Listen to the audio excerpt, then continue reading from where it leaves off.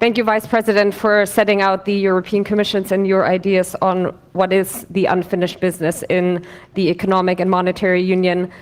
I'm pretty sure there's a few people on the panel who maybe have a few things to add. And just before I start with the questions, I will very quickly point out that you have the opportunity to send me questions, which I can then pose to the panelists. And you can, of course, at the end also ask your questions in person. And also I have a question up here that would be great if you could answer, because I'm very interested in also how people beyond the Brussels bubble and beyond the sort of sphere where these things are discussed actually feel about how to take our monetary union forward. And it looks at the level of risk sharing and financial risk sharing that we will need in the Eurozone going forward. So I'm very much looking forward to your answers. To start out with, I would like to ask Peter Casimir, because I think we really need to get an idea of what is the national perspective on this, because it's the member states and especially the finance ministers who are feeling the impact of the crisis. In Slovakia, and for you as the minister, what has been the most annoying aspect of monetary union in the most recent years, and what would be the best way of fixing it as part of an overhaul of the monetary union? It's really good to begin about the annoying aspect. But first of all, I would like to touch your remarks at the beginning, because you complained that nothing happened over that was the boring year, whereas where you have been with our colleague, our Greek colleagues. So that's the reason I. But that was until August. There've been a few months. Okay, so now we are in November. So talking about the Slovak experience, you know that we joined the Eurozone on 1st January 2009. So, and from this currency union has been experienced the most severe economic crisis in its history. So which in and of itself, it's quite annoying, So it froze from the beginning, yeah. But we are lucky and we are quite proud. Still, we are a proud member of the Eurozone, and maybe you can remember that it was not so difficult to become the part of this club, especially before crisis. So the crisis was really for us something like eye-opener, for us, that showing that the Eurozone is not so robust pillar of economic stability as it's supposed to be, And so, as a result of the situation for a country like Slovakia is that it's a little bit unfair. Big country, like mine is, which do their fiscal and structural homework at the national level, but the responsible policy choices are not rewarded economically enough, because the real situation, the situation in the Eurozone as a whole, is translating or transporting these troubles to the growth of GDP, to the problems with the labor market. So not reward but punishment sometimes, So and it's also very difficult to finance the debt in such situation, So yes, I remember times that we have been penalized for the membership in this club, So it's happened, but it's almost history. I hope so, because the Eurozone, like Valdis mentioned, responds to these challenges, and this response was very useful. But I think it was the crucial. We have to the acting instead of reacting. I think this is I think it's very important to mention. So also what we should admit finally that there is also the institutional problem, which is incorporated darkly in this currency union, and which is not going to, which requires a systemic solution. And talking about a systemic solution, so then we have to go back to the to academicians, and you know, the economic literature has been saying that it's quite easy, that I just will quote, the currency union cannot function effectively without the fiscal union. You know, this is a theory, but this is maybe this is a reality.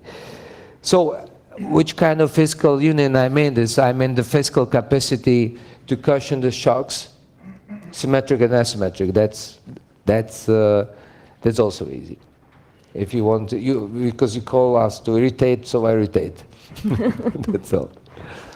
Thank you. I mean, that's a very interesting idea, this embrace of fiscal union from a country that is usually one of the hawks, one of the strict ones, one of the ones everybody needs to be responsible for themselves. So about his view, does Austria want fiscal union? And looking back at the last few years, what has been the most annoying part of this Eurozone for you and your country, and how can we fix it?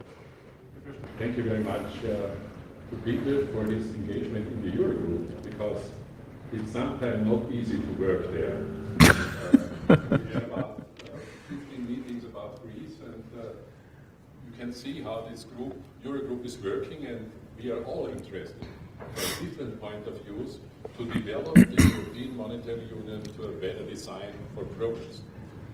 So, if I look back for my period for about 14 months being Minister of Finance of Austria, but looking also back to the history, from the point of Austria, we can say that for Austria, the membership in the European Union and in the Eurogroup is a success story. So it helped us very much in our competitiveness all over Europe, and it helped us very much the enlargement of the European Union with the neighbor states, like Slovakia is one of the important ones.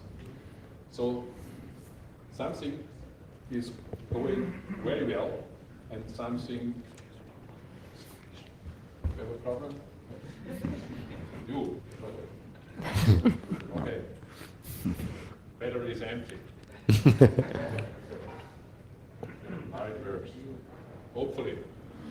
So, of course, we have to do some things in another way. We do it now. That's true.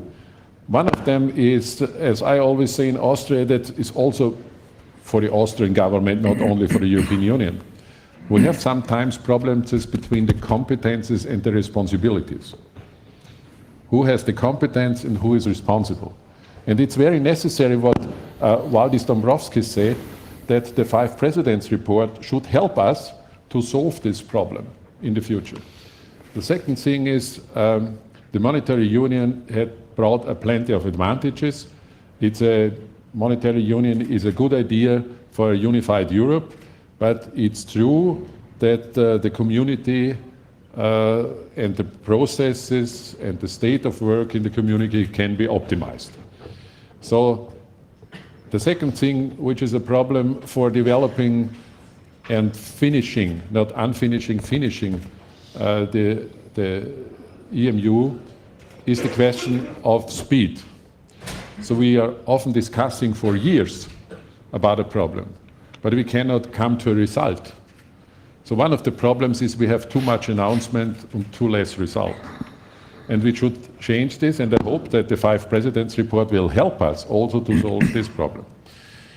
And if you look to special problems, we have done a good job, and in something we have done not so a very good job. So let us speak about very quickly about Greece.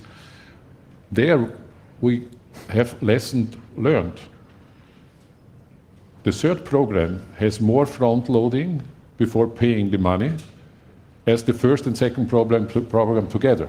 We have lessons learned, and that's good to do it. We have, of course, the problem that we have some discussions about the governments in between the institutions. So sometimes I'm really astonished if the President of the Commission gives us some information about the medias, about, for instance, deposit scheme or other things. That should be discussed in between the institutions, and therefore the governance of the institution has to be a question for the future. One thing which we can explain, which is a problem for us, probably also for my colleagues on the panel. Valdis Dombrovskis spoke about a very important thing, that's the banking union. It's one of the really success things the union did. But there the first step is that we have to implement the BRRD regulative, and it has not been implemented by all the member states. 8 of the member states are lagging behind. But we are discussing about things like the next pillar, like deposit guarantee scheme, which is the third step before we have finished the first step. So in my opinion, we should learn lessons, make the first step, then the second, and then the third, and not the third before the second and the first. That could us help to end the discussion about this probably unfinished union. Another example is bridge financing. We discuss about many times about the bridge financing for the Single Resolution Fund. And we have not a clear decision up now. Maybe we get it on Monday or Tuesday. That could be possible. But that are the problems we have also in the aspect of the image of the European Union, of the Commission, and of course of the Member States. What is the result? We have done probably some good things, but maybe not fast enough. Let us point out one of the Commission's working program is BEPS. That's very important for developing the European Monetary Union, because there is the connection to the fiscal question, which is very important. And if you look how the world is changing in online business and other things, in special problems we have in the fiscal system, it's a good that we do this, but we have probably to give all these issues more speed. And we should remember, if you build a house, every brick is an important brick, but first you need a good fundament. It's not necessary to build the chimney before the fundament. And therefore, I hope that we can be as successful as we have been in the crisis. So I don't know who said it. I think it was Churchill who said, never waste a good crisis. So let us learn out of this crisis. But as the member states, the European Union has probably the same problem, that we have not changed from administrating in a very good way the crisis to design the development for the future. And that's the question. If we want to be successful by deepening the European Monetary Union, by transferring the Five President report, we have to remember that that is necessary, that we are thinking about a vision for the future and not only administrating the status we have now. Thank you. Edward Skikluna, what's the view from Malta? You're this small island, a little bit separate from the rest, but you've still been paying for all these bailouts. And over the last few years, what has really gotten your goat? What is the thing that you don't want to deal with ever again, and how can it be resolved? Well, first of all, I thank the Minister and the organizers for inviting me over here. I think it's a very, very important conference. Let's take them one by one. I think for Malta and for the Eurogroup in general, it has been a very positive experience. We're learning step by step, and it was a very testing time, I must say. And just like a boat and its crew will be tested during a storm, not when it's very calm seas. And it was quite stormy. It's agreed. I mean, we have never seen anything of this sort in our own lifetime. And because we recall, before the crisis, things in the European were becoming a bit boring. Talking about 2010, giving lip service here and there. So actually, this earthquake, this storm really shook us up and started going and thinking seriously about the limitations of our structure, how strong it is or how weak it is to withstand these types of crisis and shocks. If I were to, so that's the positive side, and we are still work in progress. We must admit there were times were embarrassing for us. I mean, they could have been done better, and which experience doesn't have these sorts of incidents. I mean, the Greek case really almost got out of hand, and it was difficult because it was also unprecedented. But I think looking overall, if there were two areas where you could have done better, sitting back now, the first one is that you would expect that since we're not going on our own, we are but a group, and we're talking about coordination, then there should be coordination. So our response to the crisis and to the debt crisis was that everybody does the same thing. And this is what was not needed. It was needed from countries like Greece and other indebted countries, but it shouldn't have been overall for everybody, because this is the kind of aggregation in economics they tell you about. If one thing is good, if everybody does it, it might not be good. And the fact that surplus countries joined indebted and deficit countries together and deflating, so to speak, on a large scale, put us where we are now, that we can't just get out of this deflation. We should have had a much more intelligent, and because the experts were telling us, if only we had our eyes open and listened, the surplus countries should have looked at their own responsibility, which would have been different. But what we did, where we looked at the most indebted and weak countries and continued pressing them, but there was nothing done for those countries who could have increased demand to compensate. We must recall that, especially in the Eurogroup, we have a fixed exchange rate. We're all in with one currency.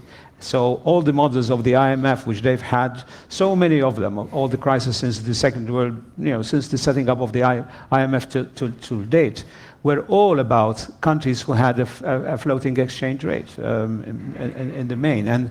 And so while they were consolidating on the internal side, they had an external sector which compensated, and that we were fixed. So that is one area. The other one is, and still with us, is that the Eurogroup or the European Union is not as good for multitasking. In other words, it concentrates on one issue with the exclusion of the other. And, this happened in our response to the crisis, but it's also about, for example, the taxation methods. They are very important. Tax evasion, tax avoidance is the time, and so on. And we're all for, we know that it will improve the exchange of information, would help also the monetary union itself. But not to the exclusion of other things. They should have been in parallel, and not, all the competitiveness issue, where we're paying lip service and we're off our radar screen. So most of our energy, and correctly, was about banking regulation and financial regulation, and then coming up and topping it with the banking union, which I agree with my colleagues that it was a success, and we just hope, as has been done in our country, we've passed all the legislation regarding the BIRD, and the IGA will be approved in a week's time. So I just wish my colleagues would join and make sure that by the 1st of January, all the countries will have the legislation in place, because this is very essential. We've been successful, and therefore we want to at least complete a very big but successful project and bring it to its implementation. But going back, competitiveness issues are now being discussed now. I mean, we're about 7-8 years, after the crisis, and this was our weakness. I mean, the European Union and the Eurogroup in the international arena is telling, and it is now that we're reckoning, we will support, competitiveness authority, the fact that our own fiscal councils will be like internal auditors, with the fiscal board being the external auditor. This is something which is very, very important. It will strengthen, as a minister, each national minister's hand in controlling expenditure and keeping to the targets of the deficit. But overall, there were a lot of positive things. The country-specific recommendations, at least in our case, were just on the dot. These were the kind of agenda any government should have taken, and it was very comforting to see that the Commission was seeing the same view of where our strengths and weaknesses are. So overall, we've learned a few lessons. The worst is behind us. And we should now build on these experiences and concentrate on competitiveness.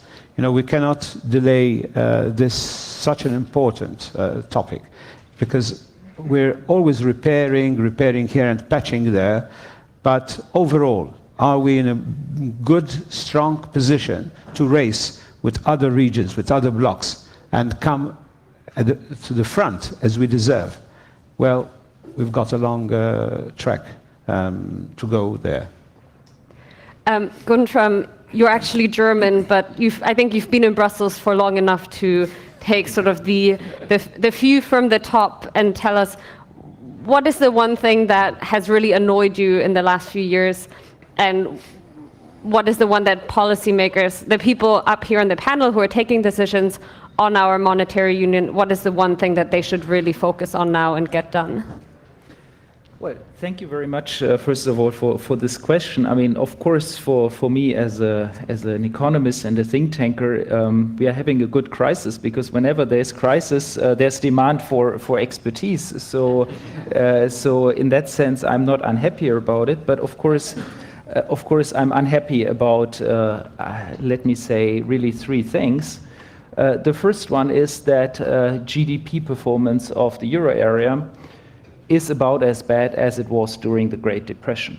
And I think this is not a very good benchmark against which we are measuring ourselves.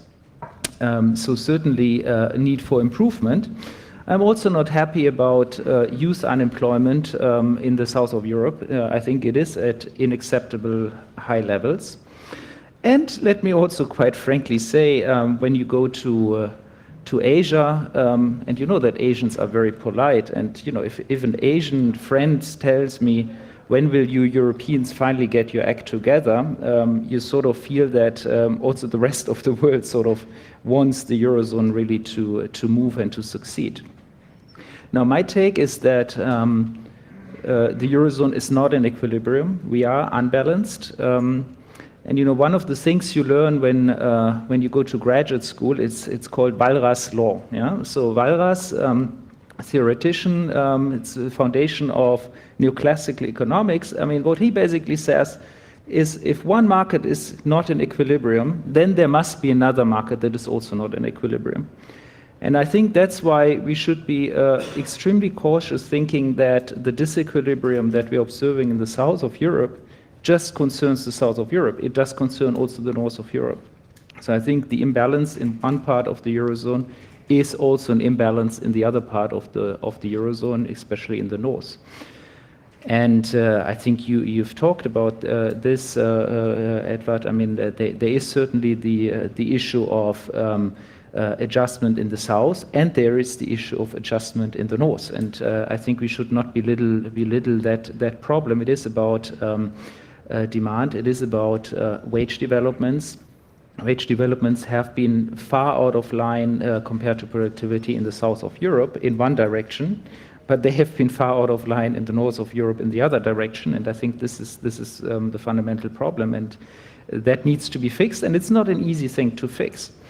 Now, let me quickly go on two other points that I think deserve attention. I mean, one is, of course, this whole discussion on banking union.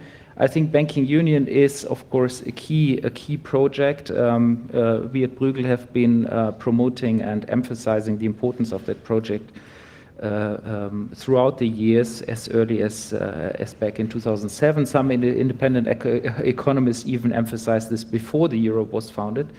Now, I think we should be aware that at the moment it's not finished, yeah, and that's why I think it's a good thing that the European Commission tries to continue pushing that agenda. But of course, that agenda is an agenda that has to do not just about risk sharing, but also about risk reduction. And I think that's certainly correct. I mean, we cannot have a banking union where basically the link between banks and governments is only cut through a sharing of risks on the liability side. I think simultaneously we will have to make sure that banks in their asset side become more European, meaning they should hold less sovereign debt of the country in which they are located, which probably means introducing single exposure rules and ensuring that banks in other countries are actually ready and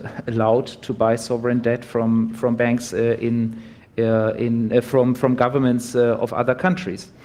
Now, last point is still this structural reform discussion, competitiveness discussion.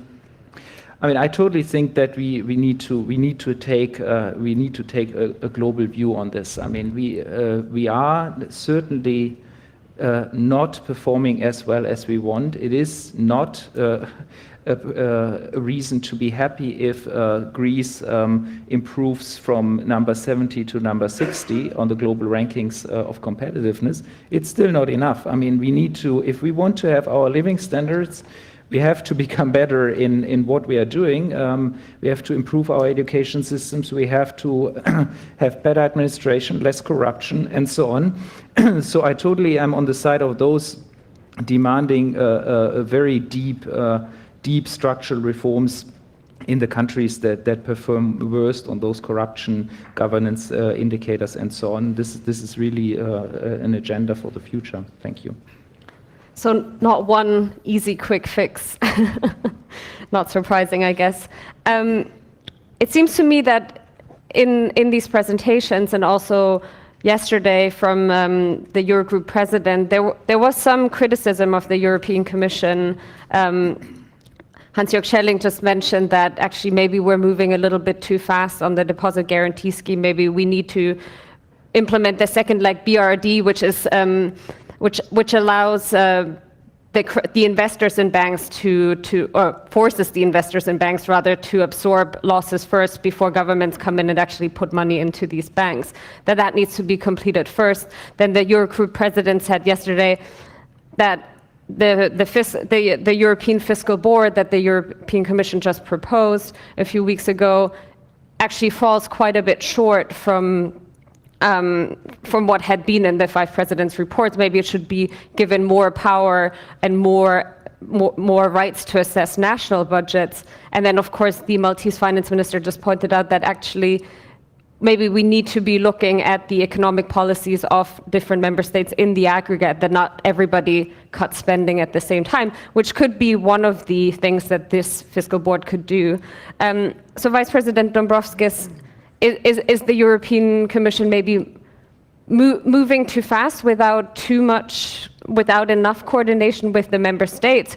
Or are you in fact doing what we've just heard from Mr. Schelling, that in fact we need to move fast, and always talking is actually just holding us back?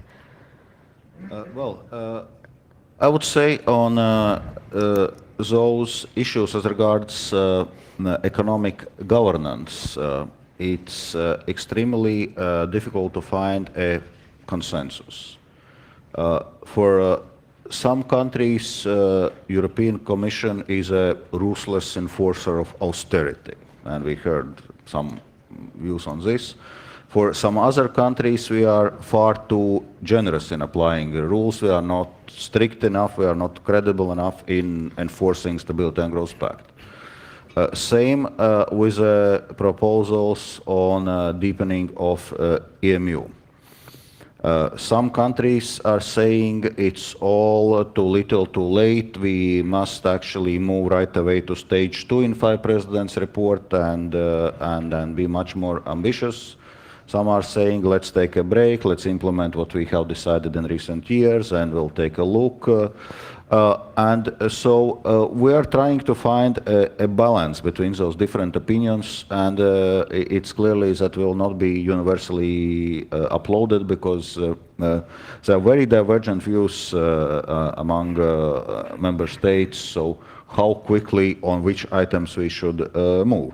But then on some specific elements you raised, for example, on European Deposit Insurance Scheme, this is exactly what I outlined also in the introductory remarks, that completing the banking union first means that we need to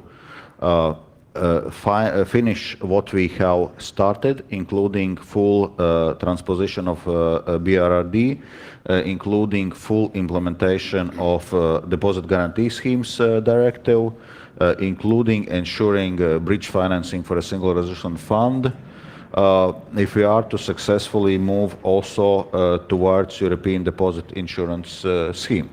And of course, all those issues are very much linked, and also European Deposit Insurance Scheme, which is basically as element of risk sharing, also should be accompanied with a further work in terms of risk reducing, in terms of macroprudential frameworks, so on risk exposures, and so on and so forth.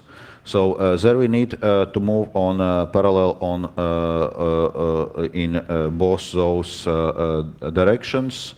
So, and you can use other examples in other areas that it's not so easy to find a consensus because opinions vary quite dramatically among member states. So what has been outlined in a 5 presidents report, that it has an ambitious yet realistic approach, and that's more or less what we are following through also in our proposals.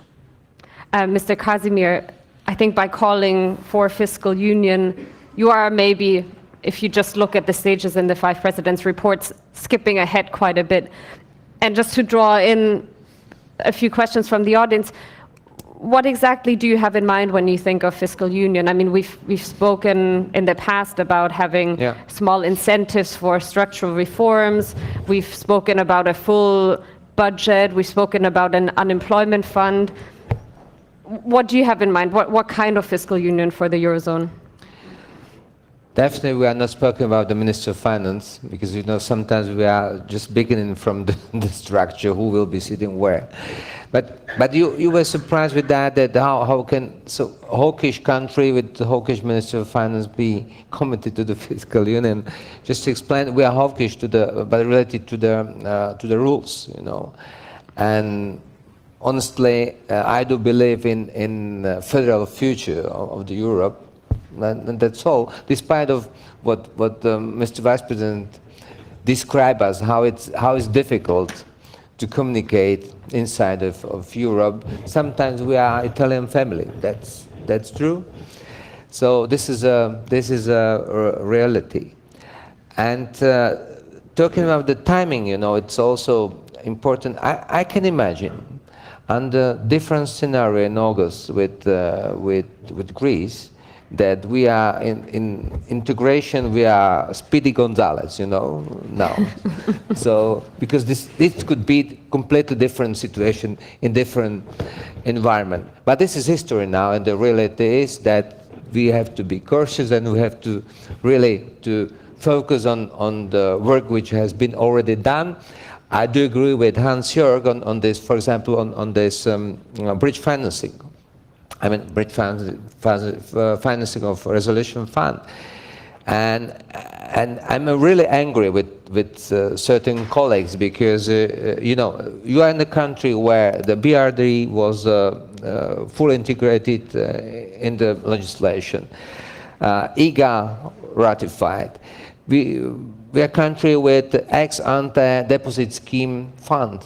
We are a country with real resolution, national resolution fund. I mean, as a backstop. I mean, real money, not just leveraging or something virtual. So it's quite difficult to explain to people in this country that there are others, you know, where they don't have even this ex-ante fund. So with empty pockets.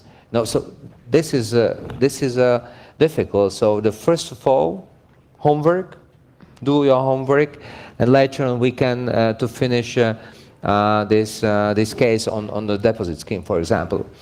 And talk about the fiscal union. So I don't think that the Eurozone can work in its present form in the long term.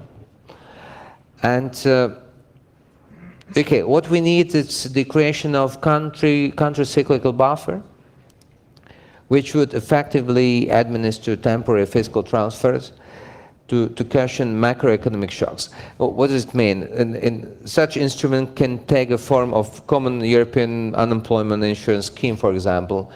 Piercarlo Padoan raised this issue during the Italian presidency, during the informal ECOFIN. This is a quite realistic plan, and could be understandable to Europeans, because this is a really crucial, because it's a sensitive issue, the redistribution, to transfers between countries.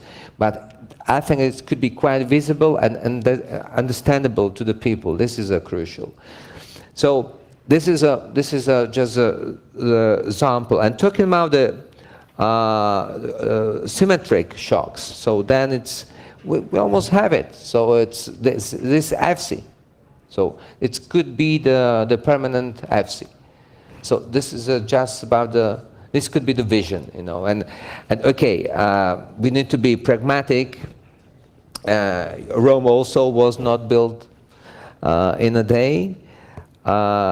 This timing, I know that I think it's the right time to irritate us. What's the role of the Commission, for example, which is the role is coming with. The Commission is coming with very enthusiastic plans. So I think this is a good work has been done on this issue. Mr. Schelling, coming from one of the countries with the lowest unemployment rates in the Eurozone, do you think your citizens, understanding very well what it means to pay into a common unemployment fund, would be happy to do so and support a country like Spain, where unemployment is above 20%, or like Greece? Well, no, they don't will understand. So it's not explainable in a straight way. You have to give another way of explanation if it is necessary. The second thing is there was no critics at the Commission. I think that the Commission makes a very good job. The problem is that most of the member states don't understand that we are Europe. We are part of Europe. And as Vice President Dombrovskis said, we have so different meanings and positions where we can find no consensus. It's always the same way. The member states cannot find a consensus, and the Commission has made it in the wrong way. So that's always the same discussion. Let me make it clear, it's not in this way. We are Europe, we are member states, and we have to bring in our positions. And most of the content the Commission brought in the last year, since the new Commission is established, were very, very good. Look at the banking union, look at the discussion about the capital union, look about the 5 presidents report. That's the right way where we can bring together a better result than we have it now. The second thing, what is probably have to be done, is how we can find a better economic coordination for that, what you said, how we can raise the GDP. That's very important for Europe, because let me point out just 3 figures. Europe has 7% of all inhabitants of the world. Of all people of the world, are 7% from Europe, going down, because other countries have a better reproduction rate, as you know. But the second figure is 25% of the worldwide GDP is run by Europe, going down. But 50% of all spending of the social systems are done by the Europeans. Is that a model which we can finance for a long time? Or have you think about other things? So therefore, it's very important that if you have a discussion about probably the G7 or G20, what is the role of Europe? Not what is the role of a very strong economic country like Germany. What is the role of Europe generating growth in the euro area and in the world? Because we need this to solve some problems. So the unemployment rate in Austria, what was your question, it's going up. One of the problems is that Austria is a growing country. We have about 8.3 million inhabitants and we are growing up to probably 9 million. We have a long tradition as a country for immigration. And the problem we have solved is the same as Peter said and Wallis said. This problem can only be solved if you make structural reform in all the systems. And we have to do this, and we have to do our homework in every member country. It's not the responsibility of the Commission. But what we also have to discuss that we have an all-time high of employees. All-time high of employees. So what we are doing now is we try to find a way back to the growth. We have 0.4 in the year 2014. We will have about 0.7 in the year 2015, and we will double it in the next year. That's the good message. We double it in the next year. Just the Commission told us 1.5. Thank you. It's a good message for us. But we have so many problems in every member state, solving unemployment, generating growth, and so on, that it's not easy to explain to the Austrian people why we should make a deposit guarantee scheme, why we should make a European-wide unemployment insurance, because the people say we have enough problems in our own country. And that's a very big problem, to find the balance between the solidarity of Europe, where we are a member, and the national point of view, which is political, very difficult to explain. Not so probably in the content or about the issues, but it's political, a very big problem. It's a problem in between a coalition, and it's a problem with the opposition. Past the opposition. Mr. Skikluna, so you said earlier that there should be more focus on the aggregate stance of Eurozone economic policies. But that also means for some governments to lose some of their sovereignty.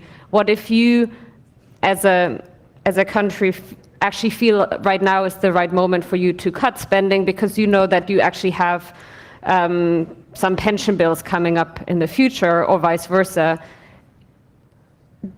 Would you be willing to give up this sovereignty? And what does it mean? Does it mean having a European Fiscal Council? Does it mean having a European Finance Ministry? Does it mean the Eurogroup president? I mean, who gets to take the decision on that?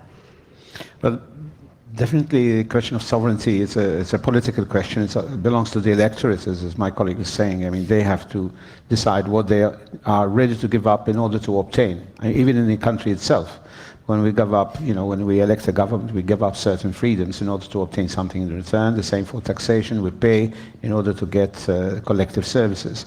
So, however, before I answer this question, I think I'd rather like to see how are we going to be judged by our children in the future. Have we made a good job? I mean, have we achieved what we intended to achieve? They're not going to lose themselves into this legislation and the other one, and how many nights we've been kept awake in order, and the media circus and so on. I mean, we're going to be judged. Where are we? And I definitely agree with Guntram here that finally, what we would like would be that the European Union, especially the Eurogroup, will be at the top as far as the competitiveness report, whether it's the World Economic Forum or the World Bank's doing business. one would like that the best countries will be at the top, and would want to see our own union being there together, where at the moment we are not. So these indices, by the way, whether undertaken by these institutions or by Bruegel in the sense of advising, have been very scientific.